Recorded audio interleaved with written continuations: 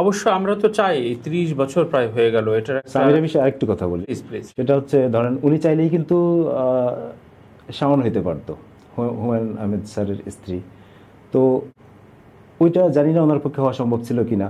যদি হইতো এরকম কিছু, সেই ক্ষেত্রে অবশ্যই উনি সালমান শাহ ভক্তদের কাছে খুব গুরুত্বপূর্ণ ব্যক্তি হিসেবেই থাকতেন এবং মানে যথেষ্ট শাওন হতে রেসপেক্টের পারতো জায়গায় থাকতেন। বলতে মানে বিয়ে থা না করে এই অর্থে হ্যাঁ, এই বলতে যে চাইছি। একটার পর একটা বিয়ে, এই এই জিনিসগুলি কিন্তু ওনারে খুব ভালোভাবে আরো বিতর্ক করছে। এবং উনি সালমান শাহ সম্পর্কে যেভাবে কথা বলেন, সালমান শাহ বিষয়টি যেভাবে বলেন, এভাবে কিন্তু সালমান শাহের সাথে ফিল্ম ইন্ডাস্ট্রি কি কি করছে, কি ধরনের নোংরা রাজনীতির শিকার হয়েছে, এই কথাগুলো কিন্তু একবারও উনি বলেন না। আচ্ছা, ধরেন সালমান শাহ, নেগেটিভ সাইড বা একটু হ্যাঁ,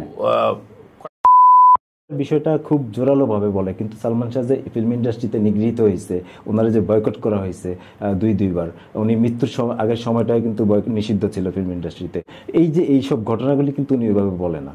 উনি কোন অর্থে বলে না জানি না, হয়তো চিন্তা করে যে উনি যদি এইসব বলে হয়তো ফিল্ম ইন্ডাস্ট্রির যারা সংশ্লিষ্ট যারা আছে তারা হয়তো ওনার উপরে খেপে যেতে পারে, তাদের সিম্পেথিটা হয়তো পাবে না।